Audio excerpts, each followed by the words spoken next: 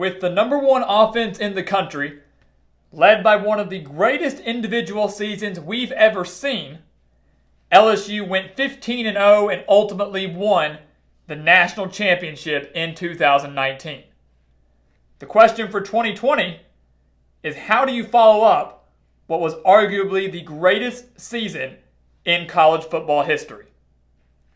Welcome back to the Gridiron Expert, the best kept secret in all of college football.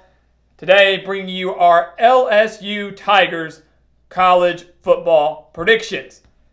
As always, make sure to continue to like, comment, subscribe, and share our videos, as well as check out everything down in the description below, where you can get exclusive content on our website, thegridironexpert.com, as well as follow us on all of our social media pages over on Facebook, Twitter, and Instagram. So what can you say about LSU last year? Coach O did a remarkable job down in Baton Rouge, as we mentioned, pulling off what was arguably the greatest college football season we have ever seen. LSU from week 1 to the national title game was dominant every single week, racking up huge wins against teams like Texas, Florida, Auburn, Alabama, and then Oklahoma and Clemson in the college football playoff.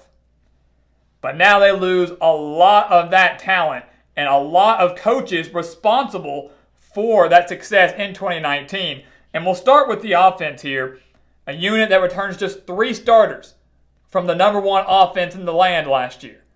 And of course, their biggest loss is their quarterback, Joe Burrow, who threw for over 5,600 yards and 60 touchdowns in 2019, ultimately becoming the number 1 overall draft pick in the NFL draft.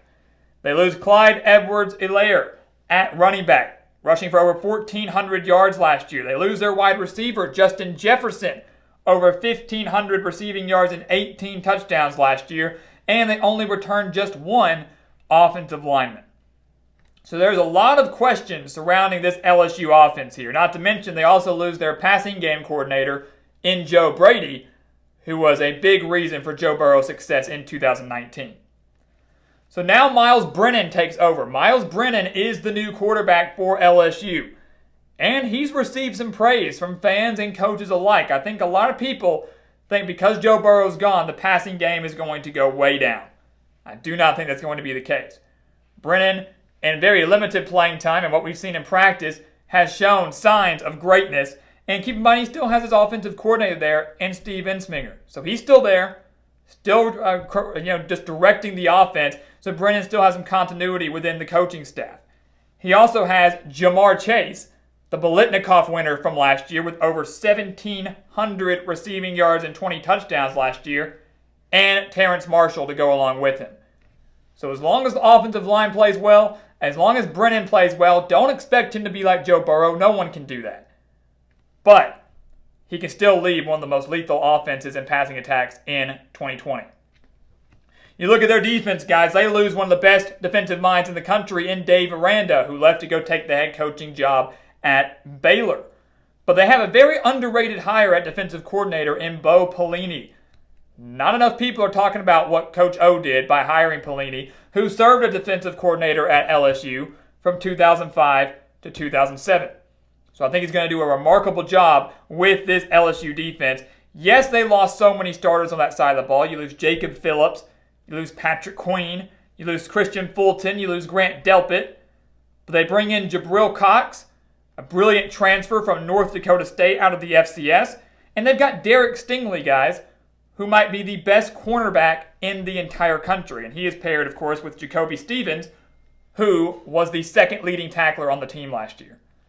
So LSU, he loses a lot of talent from that national championship team last year. Yes, they're going to take a step back. It'd be ridiculous to think they can put up the same stats they had last year, to think they can run the table and go undefeated like they did last year.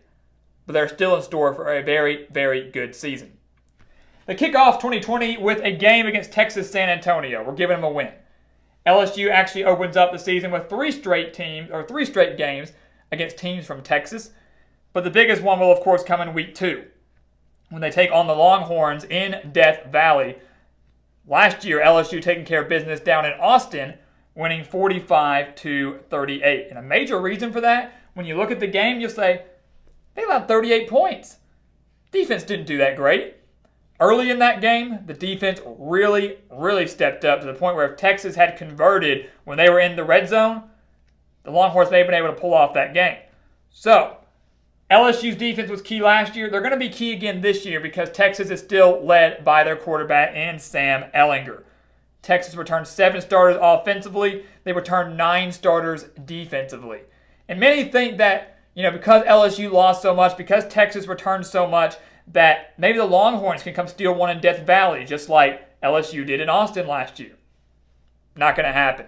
Not going to happen. LSU is too tough to play and too tough to beat in Death Valley. And here's the thing. While I do think Texas' defense could pose a problem here, while this is, of course, Myles Brennan's first real test as quarterback of the Tigers, Texas was 127th in the nation last year when it came to passing defense, allowing nearly 300 passing yards per game. Yes, Chris Ash, the former Rutgers head coach, steps in as defensive coordinator, but it's not going to be enough. Expect Myles Brennan to really have a fantastic game in his first real test. LSU starts off 2-0. We're going to make it 3-0 with a win against Rice in Houston. And then they get into SEC play, taking on Ole Miss on September 26th. This is going to be a fun game, of course, because you've got Lane Kiffin now leading the Rebels. And anytime you play Lane Kiffin, it's always a game that's headed with storylines. The storyline in this one is going to be, can LSU's defense contain Lane Kiffin's offense? Because last year with Dave Aranda, last year with what was probably a better defense than LSU's going to have this year, the Tigers allowed 614 total yards to the Rebels, including 402 rushing yards. 212 of those came to their quarterback in John Rice Plumlee. LSU won 58-37 in Oxford, but it wasn't pretty. It wasn't pretty. Ole Miss had just a little bit of a defense. It could have been much closer than that. The game is in Baton Rouge, though. It's down in Death Valley. Ole Miss has a brutal stretch to open up the season, LSU being one of those teams. And I think the Tigers take care of business against Lane Kiffin. An offense I think will thrive in 2020, but a defense I think is just not quite there yet. So LSU gets the win. They are 5-0. We have them beating Nichols. They then hit the majority of SEC play. Road game at Florida and Arkansas, Mississippi State before their bye week, of course leading up to the big game against Alabama. This Florida game, though, is just as important as that Alabama game. Because LSU still is a contender in the SEC West, guys. They still are a contender to go out and win the SEC championship. The West is relatively wide open this year. Alabama, LSU, Auburn, and Texas A&M all will be competing for that top spot. You take on a Florida team here, a series between LSU and the Gators that has alternated victories over the past 5 meetings. So LSU won last year in Death Valley 42-28. Florida won back in 2018 down in Gainesville. And I think that's exactly what happens this year. They continue to alternate victories, and Florida picks up the win in Gainesville. So LSU takes their first loss here. Keep in mind, last year, Florida was in that game late until the fourth quarter. Kyle Trask doesn't have a couple of costly turnovers in the red zone. Florida could have sent that game to overtime, maybe even won it down in Death Valley. They only lost by 14 points. Kyle Trask is back for the Gators. Kyle Pitts, arguably the top tight end in all of college football, is back for the Gators. And we know that Florida's going to have another very strong secondary in that defense, which will be one of the best in the SEC. With the game being on the road, I think Dan Mullen and the Gators get the job done. A year for them that is so important. A year that they maybe could dethrone Georgia and win the SEC East. LSU then remains on the road to take on Arkansas, and we think they bounce back with a win here. We think they're going to take care of business against the Razorbacks. They're meeting a lot earlier. Usually these two teams don't meet until late November. Arkansas, a team that fell to LSU 56-20 last year, a team that's won just 4 games over the past 2 seasons under Chad Morris. While they will improve drastically in just year 1 under Sam Pittman, they are not going to have enough to upset the Tigers in Fayetteville. Kind of like Ole Miss here. The offense is going to improve. The defense still has way too many questions. LSU then returns home to take on Mississippi State. Coach O versus Mike Leach. Man, you can't ask for anything better. Lane Kiffin and Mike Leach. First off, the Egg Bowl going to be phenomenal. Anytime you face off against one of those two coaches, it's going to make for a really, really fun time. Mike Leach did a fantastic job bringing in KJ Costello, the transfer quarterback from Stanford, to come run his air raid offense. Pair him with Kylan Hill, arguably the best running back in the SEC, and Mississippi State could be in for a great season offensively. But like Arkansas, like Ole Miss, Mississippi State only returns 4 starters defensively. That's never been Leach's forte. His defense was never that good at Washington State. To win in the SEC, you have to have a defense. To win in Death Valley, you have to have a defense. And Mississippi State does not have that this year. So LSU gets their second straight victory, taking down the Bulldogs. They then get their bye week on October 31st. They only have one loss to a very good Florida team, so they are certainly still in the playoff discussion. They are in the SEC title discussion, and all of those can greatly increase or all vanish right here on November 7th when they take on Alabama. Last year, LSU snapped their 8-game losing streak to the Crimson Tide, defeating them at Bryant-Denny Stadium, I should add, 46-41. That was huge. That was huge. They lose that game, who knows what happens. But LSU loses a lot. Alabama loses a lot. They lose Joe Burrow. They lose Tua Tagovailoa. They lose some big wide receivers. Alabama loses some big wide receivers. It's huge. Huge, huge, huge. But the game is in Death Valley. The game is in Death Valley. And last year, guys, look at this. LSU put up 166 rushing yards against Alabama. Clyde Edwards-Helaire put up a pretty good game against that Crimson Tide defense. A Crimson Tide defense that will improve in 2020, assuming they can stay fully healthy. But an offense that, yeah, will still be electric, but will they have enough to come into Death Valley and snag the win? No, they will not. LSU gets a signature victory, their second straight over Alabama. I like that the game is in Death Valley. Yes, both teams are coming off a bye week, but Ed Orgeron has shown us, guys, that they are not afraid of Alabama. LSU, those days of looking at Alabama and trembling in their boots and just rolling over, they're done. And last year, even though they had so much talent that's now gone, was a huge confidence booster to say, we're back. LSU, we can beat Alabama now. It's not impossible, and we did it at their house. Both teams lose so much, but I think as long as Myles Brennan lives up to the hype, as long as he can get the ball out to his great wide receivers, the secondary is going to be huge for LSU, and shutting down Mac Jones and that Alabama passing attack, they make just enough plays, and LSU takes down Alabama. They're one loss still, and are looking at a top 4 team in the country at this point. They defeat South Carolina, not much to discuss there. A South Carolina team that, led by Will Muschamp, will be borderline bowl eligible this year. A couple key games will be huge for them in determining whether they win 5 games or maybe 6 games. But LSU and Death Valley, coming off an Alabama victory, shouldn't have to worry too much about that. It's the final 2 games that will be tough for the Tigers. A road game at Auburn and a road game at Texas A&M.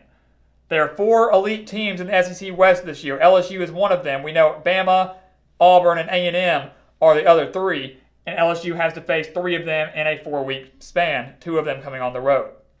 We'll start with Auburn here.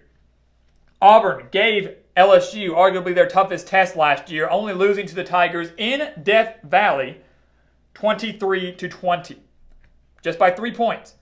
Bo Nix, and it was one of the toughest environments he'd had to play in his young freshman career, threw for 157 yards, 1 touchdown to just 1 interception. So not great, but not bad either. Bo Nix and Gus Malzahn should take a step forward in 2020, at least statistically, especially with all the wide receivers coming back to help out Bo Nix in that offense, now led by former Arkansas head coach Chad Morris. Auburn, defensively, loses a lot up front, but Kevin Steele's one of the best defensive minds in the SEC here, guys. Does not get enough credit. The game is on the Plains, and I like the Tigers of Auburn to pull off the upset here. I think Gus Malzahn gets the job done. It just makes sense, guys. LSU, one of the best teams we've ever seen, struggles, only wins by 3 at home last year to an Auburn team led by a freshman quarterback, an Auburn team that should take a step forward statistically, competitively, wins at home against an LSU team that does take a step back as well. So we have LSU losing this game, but winning against Texas A&M, guys. you don't really see too many hangovers from Ed Orgeron. We haven't seen many of those during his career at LSU. They defeated the Aggies 50-7 last year. Last time in College Station, though, we saw that 74-72 7 overtime thriller. Expect the game to be much closer, maybe similar to that overtime thriller we saw 2 years ago. But the one thing that LSU is also benefiting from in this game is the fact that A&M, who could be 9-1 or 10-0 coming into November 21st, plays Alabama on the road on November 21st. A little bit of a Bama hangover, maybe? We think so. LSU takes down the Aggies in a close game for the season finale to clinch yet another double-digit win season. LSU is 10-2, but with 2 conference losses, probably does miss out on the SEC championship despite taking down Alabama. But 10-2, after what they did last year, nothing to frown about. Still a chance in an 11-win season. Will still be good enough to make a New Year's Six bowl game. And Ed Orgeron continuing to prove and to show that he is the man down in Baton Rouge. He is the man down in Death Valley. And LSU is going nowhere anytime soon. So guys, thank you so much for watching us here at the Gridiron Expert on YouTube. Make sure to continue to like, comment, subscribe, and share our videos, as well as check out everything down in the description below for some exclusive content on our website, thegridironexpert.com, and also exclusive content on our social media pages over on Instagram, Twitter, and Facebook. And once again, as always, thank you so much for watching, and we will see you next time right here on the Gridiron Expert.